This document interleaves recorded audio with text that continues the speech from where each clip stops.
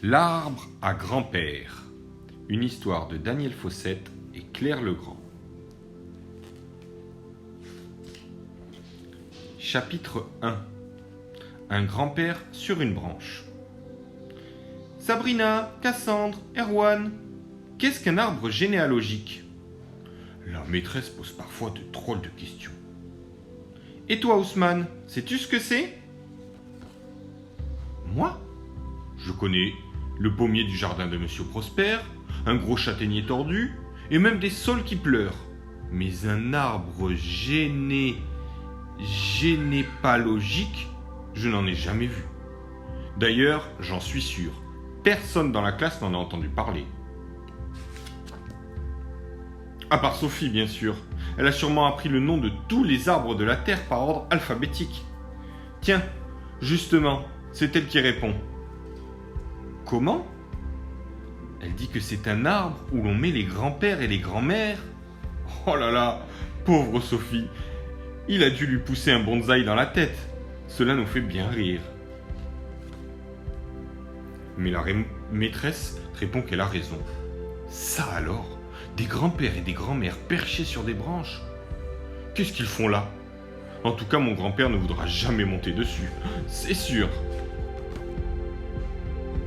Alors la maîtresse explique qu'un arbre généalogique n'est pas vraiment un arbre. Il en a juste la forme. Il permet de présenter l'histoire d'une famille.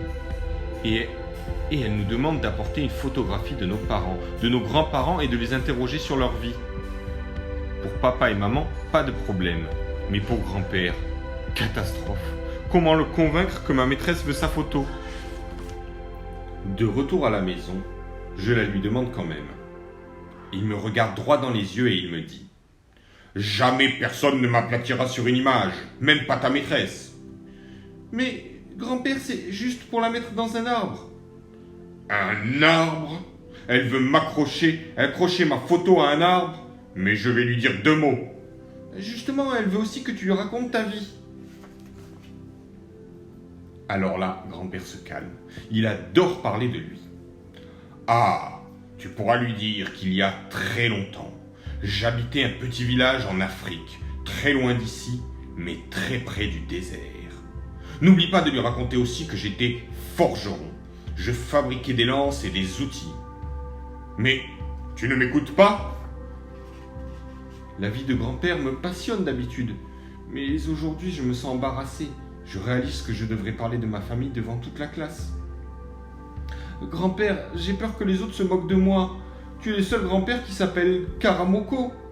Et alors, tu leur expliqueras que mon prénom signifie grand chasseur de lions. Il y a de quoi être fier, non? Oui, enfin, quand il y a des lions. Tu n'auras qu'à ajouter que j'ai traversé le désert. Oui, mais toi, c'était sur un dromadaire. Le grand-père de Sophie, lui, a fait le Paris-Dakar en voiture.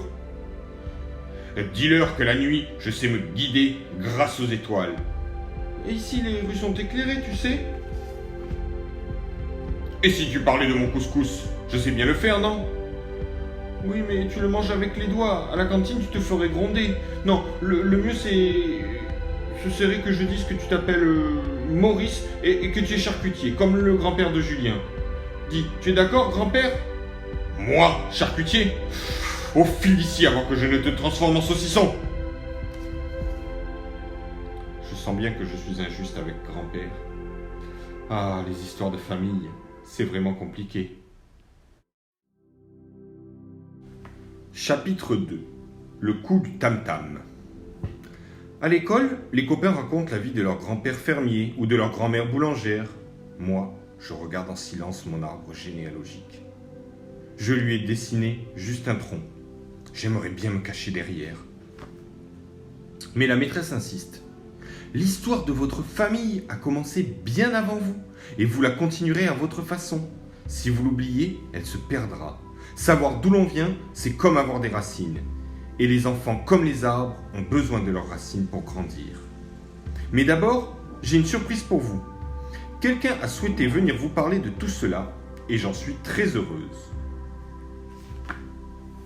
Pourquoi me regarde-t-elle? Elle attend peut-être qu'il me pousse des racines aux pieds? Soudain, on frappe à la porte.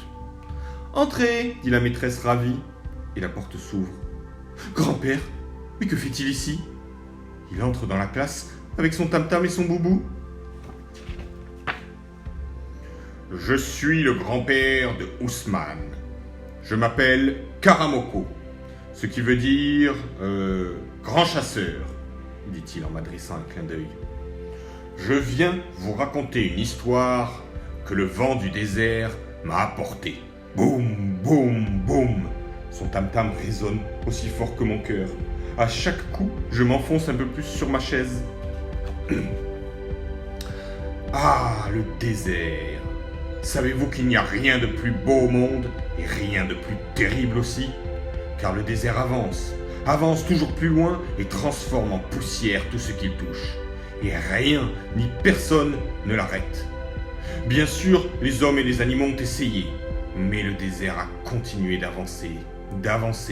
Il a asséché les rivières, il a assoiffé les plantes, il a tué les animaux, il a fait fuir les hommes, jusqu'au jour où... Je regarde autour de moi inquiet.